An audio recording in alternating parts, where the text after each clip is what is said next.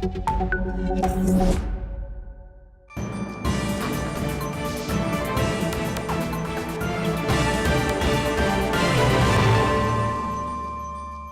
and welcome, I'm Thomas Porteous and you're watching America 360 on NewsX World. Let's take a look at the top stories coming out of the US this hour. The US military launches strikes on 4 suspected drug smuggling vessels in the Eastern Pacific, killing 14 people and leaving 1 survivor, Defense Secretary Pete Hegseth says. This comes as US presence in the Caribbean escalates along with Washington's tensions with Caracas. Speaking to business leaders in Tokyo, President Donald Trump says US-Japan ties are strong, thriving and prosperous, adding they will soon be greater than ever before. He praises his meeting with Prime Minister Takaichi, calling her a delight. US Customs and Border Protection Chief Gregory Bovino is ordered to appear in court after being seen throwing what appeared to be a tear gas canister at protesters. A federal judge wants assurances that a restraining order limiting agent force is being followed. The Trump administration tells the US Supreme Court it must send National Guard troops to Chicago, accusing local police of failing to stop quote, mob violence against immigration enforcement. City officials reject the claims, saying protests were limited and managed under a unified police command. Donald Trump slams Fed Chair Jerome Powell as incompetent, telling business leaders in Tokyo he has a long list of potential replacements. Powell's term ends in May as the central bank prepares for a high-stakes meeting this week.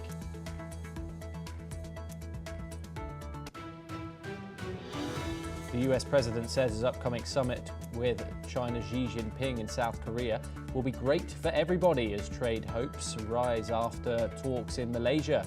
He spoke at an event in Tokyo attended by top business leaders, including Apple CEO Tim Cook. Now, in Europe, Ukrainian President Volodymyr Zelensky says he is open to peace talks but will not withdraw troops or surrender more territory, as Moscow demands. He supports a Trump-backed ceasefire on current lines, with any summit to be held outside Russia or Belarus. The UN warns Hurricane Marissa will bring catastrophic damage as it hits Jamaica with 300 km/h winds, storm surges and deadly flooding. Authorities have ordered mandatory evacuations as the Category 5 storm, the island's worst this century, makes landfall.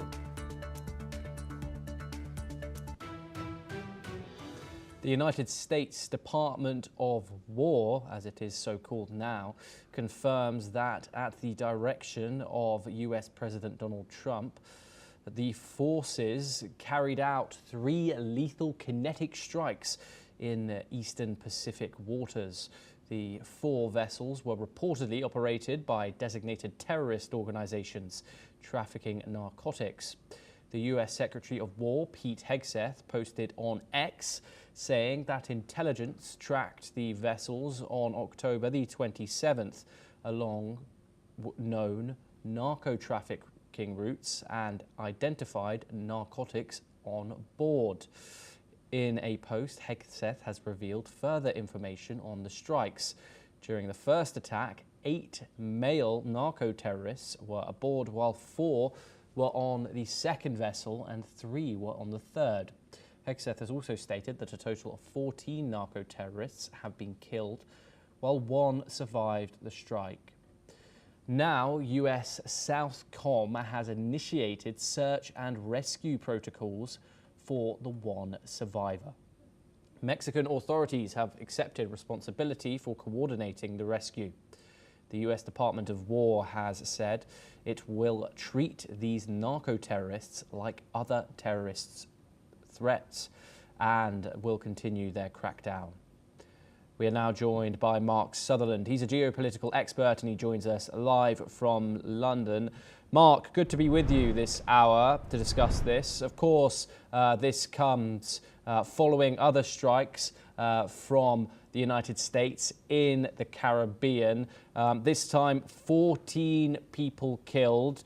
I'd like to remind our viewers that these are alleged drug smuggling vessels in the Eastern Pacific.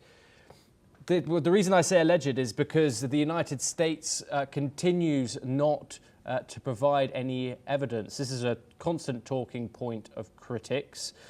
What do you say to that, Mark? The fact that the United States continues to carry out these lethal strikes in the Caribbean's international waters without providing evidence that these individuals in these boats are in fact narco-traffickers, or now narco-terrorists, as the United States calls them. Thomas, good to be with you. Good to see you back, and good to join you. What you have to also remember in context is that under the Biden regime for 4 years, there had been, we can go back a number of years in regard to discussing Obama and Clinton's policy. We have seen a southern border crisis. We have seen anywhere between 11 million and far more come over that border. But there's also been what is coming over that border. And fentanyl is that is big concern from the southern border, from the north as well, via Canada. And you have to remember, you know, President Trump, what he actually said, we are going to strengthen the border. You make a very, very important comment. We are not privy to the information that come across the Pentagon's desk, it comes across Peter Hegseth's desk, or the president's desk. We are seeing the actions that are playing out, and yes, quite understandably, people on the other side, including people like Rand Paul, are then saying, do we have proof of this? But what we've seen over a number of years is fentanyl going into the US and the devastation that has been doing to young people and older. And remember, in regard to President Trump, his behavior, he doesn't drink alcohol, and there's no way that gentleman is taking drugs. So this is a plus. When you then have grandchildren, you're seeing, and knowing other people's children that have been affected by this, you're seeing it through those eyes. But Thomas, what will then happen? And I understand that people are saying, well, can you then show us the evidence? You're blowing these boats up. Could we see the boats? Could we see what's on them? I get it. But I think it has to be also seen in a broader context, and why people in America, the American administration, feel so very strongly about this. We've seen constant caravans of people, but we have seen so much action of what has come over the border to harm the American people. Thomas, sorry. Mark, of course, there's a lot to discuss here.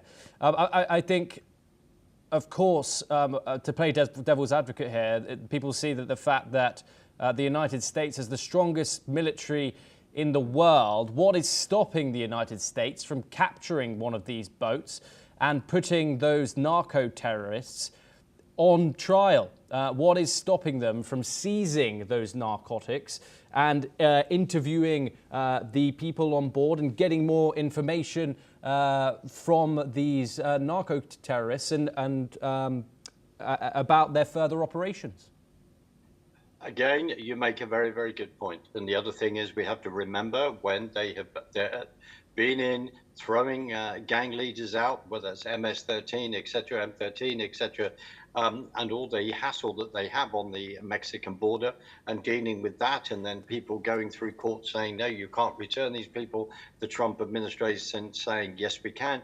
These are you know, they're causing great harm to the American people. But you raise a very good point. Maybe that would be a good idea. Capture the boat, put people on trial. But if they are then convinced, of what is going on. And of course, you and I would turn around and in other quarters, in other areas, you could say sort of sarcastically, yes, we know you're convinced, but we need to see the evidence. And they obviously are making a decision to say, no, you're not. This is what we believe. We are going to take these people out and to pass on a very, very powerful lesson that we will then not stand up. We will not put up with this. But the problem is, as I think you're alluding to, is that other countries may think, well, we can behave in this particular way, but understandably, of course, other countries do. And if we look in Yes. Asian countries where they do not put up with any drug dealing, any drug pushing whatsoever. Mark, Thomas. of course, this comes on the backdrop as tensions rise between the United States and Venezuela, and it also comes as the United States puts the largest aircraft carrier in the world into the Caribbean. How do you see tensions rising between Washington and Caracas in the near future? It's sad on one level, because South America, because of the ideology of communism for some countries, when they could be flourishing. We look at Venezuela; it has all the oil, all resources that other people would only dream of, and has an ideology of communism. So there is going to be this clash. Plus, the relationships that Venezuela may have with other countries, for argument's sake, China and others. Remember, looking at this broader, these countries ideologically, they wish to bring America down. And if they can do that, like they have been doing for, a number of decades, of then infiltrating and then attacking the ideology. We have to throw even people like Antifa and BLM in there as well, is that you are then trying to create an insurrection from the inside. There is going to be other countries outside that would wish to encourage that. So that is all part of this messaging, I believe, on part of the Trump administration to then play hardball. I would like to see South America, any other country, completely free from the ideology of communism because of what that brings, and tyranny. Thomas. Okay, Mark, good to have you with us. Do stay as we move on to our next story. A federal judge has summoned a top US Border Patrol official leading President Donald Trump's immigration crackdown in Chicago to appear in court after a video appeared in which he is deploying tear gas, potentially in violation of a court order limiting its use against protesters. Gregory Bovino, a Border Patrol operations commander who has also played a lead role in immigration enforcement efforts in Los Angeles, was ordered to attend the hearing in person by US District Judge Sarah Ellis, who earlier this month barred federal agents from using certain crowd control tactics following a legal challenge by protesters. Mark, of course, there is a political, of course, a bipartisan battle going on in regards to this. The federal guard was deployed in Los Angeles just a few months ago, and also Chicago. What is your thoughts on this US Border Patrol official leading President Trump's immigration crackdown, appearing in court after deploying tear gas on these protesters, dispersing crowd? The Department of Homeland Security actually released a statement to say that Gregory Bovino had actually had a rock thrown at the back of his head, and if he didn't have a helmet on, then it could have been a very, very serious situation. So I'll just put that there. You quite rightly are drawing attention to partisan politics, which Chicago is full of because it's democratic. And has moved away from a lot of the historical roots, in my opinion, in regard to, at times, sort of outright socialism. The other thing is, I'm fully aware of various reports on both sides. The last thing that we want to see is tear gas thrown on the streets of America. But in that incident, I'm sure that they have thrown that for good reason if they then have felt threatened. We have seen this in other incidences, as you raise a point in regard to California. They are cracking down on illegal immigration. And we have to remember there are other stories of people being in America illegally for a number of decades. Plus, putting it in a political context in regard to the Democrats, who in recent their recent elections, or choosing whatever candidate, that when they're asked a question, will illegal immigrants in regard to America, will they be able to have medical assistance along Obamacare? And then they're all putting their hands up. For America, for the American people, they're also looking at this because they want people to stop wasting their tax dollars. Now, Thomas, quite rightly, the last thing I want to see is violence, because there's reports of people being woken up in the early morning and saying there's tear gas flying and all of this. And then it gives an opportunity for using it politically. But at the end of the day, there are people that are illegal, far too many, in America. And one of the things that Trump ran on, the administration ran on at that time, was to turn around and say, we are going to clamp down. There has been violence against the border officers trying to carry out their duty. So we have to watch this case, as Gregory Bovino will be in court to address comments that the judge would then want to put to him.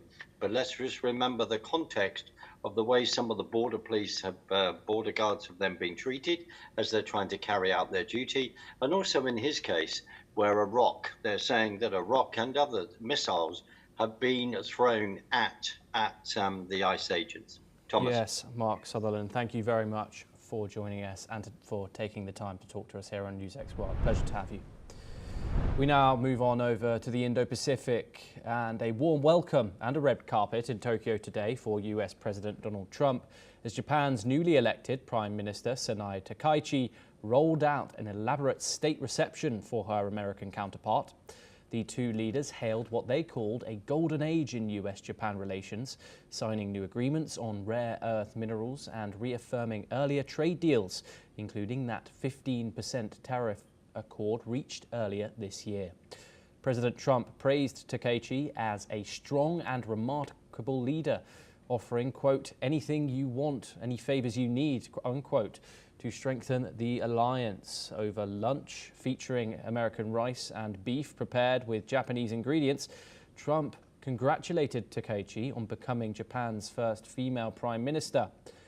Later, on board the USS George Washington, the Japanese prime minister called the US-Japan partnership the greatest alliance in the world and pledged to boost defense spending, a move likely to please President Trump, who has previously urged Japan to shoulder more of its own defense burden. The visit also carried a personal note. Trump referenced Takaichi's close ties to former Prime Minister Shinzo Abe, hailing the late Japanese PM as one of the best and recalling their strong friendship. President Trump continues his week-long Asia tour tomorrow, departing Japan for South Korea before heading to China for a meeting with President Xi Jinping. Okay, we are now joined by Peter Cardillo. He is a chief market economist at Spartan Capital Securities, and he joins us live from New York. Thank you very much for joining us, Peter. Of course, Donald Trump and the new Japanese Prime Minister seemed very, very close today. Relations seem good. What is your thoughts on Trump's visit to Japan? Well, according to the press, obviously it's very successful, and the fact that rare earth agreement looks in place, and perhaps final touches on a Japanese trade deal is good news. And of course, the new Prime Minister certainly is a big excitement for Japan. It's certainly a big shift in terms of politics, and it appears that Trump and the new Prime Minister has hit it off pretty good. And in fact, you might say that both are conservative leaders, and so I think that's where that extra harmony of relationship is being manifested. Peter, among the abundance of deals signed today, Trump signed a rare earth agreement with Japan. Is this a genuine diversification from China, do you think? Well, I don't think so, but I think China is very important when it comes to rare earth minerals.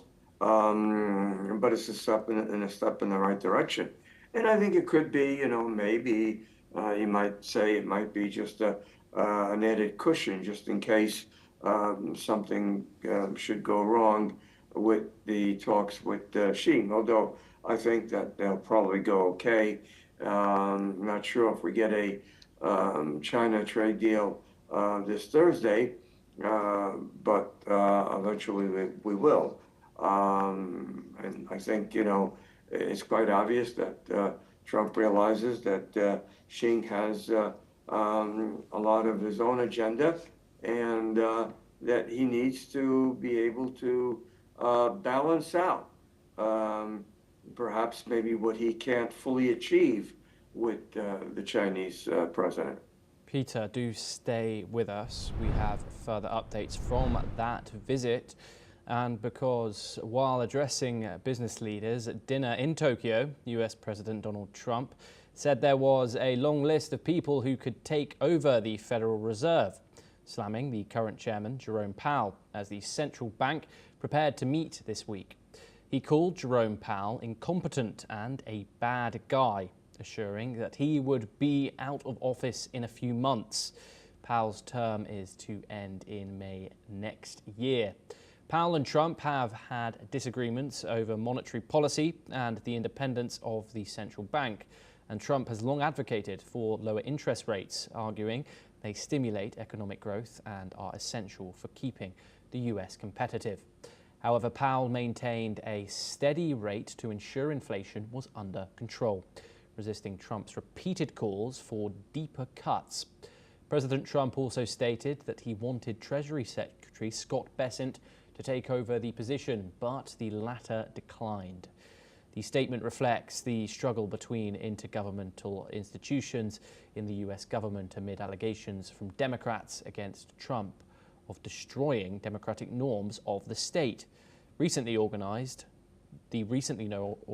No Kings protest was a reflection of such sentiments in the United States. Peter, Trump openly threatens to replace the Federal Reserve chair. How dangerous is this political interference in the markets for market confidence? Well, just let's say, this is nothing new. This feud has been going on since Trump took office, and even before. So the markets understand what Trump is likely to do and probably will do. Obviously, his term is up, so he's going to be out. He certainly has been walking in a dangerous minefield when it comes to the Federal Reserve. The markets would not like if Trump would to relinquish Powell from his duties before his term ends, and so he has tried it and has failed. And Powell has basically done what the Fed should be doing, trying to balance the economics growth while eyeing inflation and eyeing the labor market. So that's the mandate that Congress, right, gave to the Federal Reserve, and Powell is basically doing just that. Now, there have been other presidents in the past that perhaps not as vocal or threatening as Trump has been with Powell, but there has been a little bit of interference from other presidents, and of course the Fed always maintained its mandate to make sure that the economy can grow without inflation, and of course without a unemployment market that could lead to negative growth. And so the markets, by and large, have ignored the threats from President Trump, also because his mandate ends in a few months. And so, if this saga, let's say, were 2 or 3 years away, then I think the threats could be negative, would be interpreted negative by the markets. But because we're getting close to the end of his term, I think the markets realize that President Trump will likely place someone who will be more aggressive in perhaps cutting interest rates. But remember that whoever the next Federal Reserve chairman is going to be, he's going to have to deal with a board of members, and that he's going to have to deal with what the mandate recalls him to do. So I think from that perspective, the markets, at least the bond market, has not really taken Mr. Trump all that serious. Yes, Peter Cardillo, thank you very much for joining us and providing that great insight on that story. We now move on once again, and Donald Trump's hand-picked prosecutor is now putting 2 high-profile cases in jeopardy against New York Attorney General Letitia James and former FBI Director James Comey. Their defense teams argued that Lindsay Halligan was not legally appointed as interim U.S. Attorney in Virginia, meaning she had no authority to bring the charges. Halligan, who has no prosecution experience, was installed without Senate confirmation after Trump publicly demanded action against his political rivals. Legal experts say Section 546 of US law limits interim appointments to 120 days and does not allow a second appointment after that period expires. A recent court ruling and a Justice Department memo from 1986 support that interpretation. If a judge agrees, the indictments against James and Comey could be thrown out entirely because Halligan signed them on her own. The Justice Department is expected to defend her appointment in court next week. Investors are expecting Argentine President Javier Milei to use his party's midterm election victory to push sweeping labour and tax reforms that could unlock billions in foreign investment. After riding a wave of market gains through his first 2 years in office, Milei has said the newly elected legislators will form the most reformist Congress in Argentine history. For years, foreign direct investment has been held back by Argentina's unpredictable policy landscape and repeated boom and bust cycles.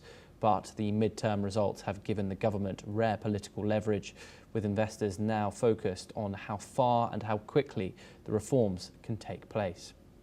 It is expected that more simpler tax systems, more flexible labour laws and lower pension costs are to be brought in. However, the companies are weighing reforms in mining, energy and technology sectors. Jamaica is bracing for what the World Meteorological Organization calls a catastrophic situation as Hurricane Melissa makes landfall. The storm is bringing gusts of more than 300 kilometers an hour. Massive storm surges up to 4 meters and rainfall that could exceed 70 centimeters, twice a typical rainy season. Flash floods and landslides are expected to strike hard. The International Federation of the Red Cross and the Red Crescent Societies warns as many as 1.5 million people in Jamaica could be directly affected. More than 800 shelters have been set up as evacuees flee low-lying areas. Officials warn roofs will be tested, floodwaters will rise, and isolation will become a harsh reality. As the Category 5 storm sweeps in, this is likely to be the worst storm Jamaica has faced this century. Authorities urge everyone in vulnerable areas to seek shelter, move to higher ground, and stay indoors until all is clear. This is what an expert has said. In addition to the rain and to the destructive wind, you will have storm surge that is expected as well on the southern coast of Jamaica, with 3 to 4 meters high, in addition to destructive waves. So it's a catastrophic situation that is expected to be in Jamaica. It's a massive hurricanes heading towards Jamaica, and it would have a direct impact in the coming hours into Jamaica. So the winds for Jamaica is expected to reach about 280 kilometers per hour, with gusts picking up to 350 kilometers per hour. And that's a wrap on America 360. Keep watching NewsX World for more international news updates.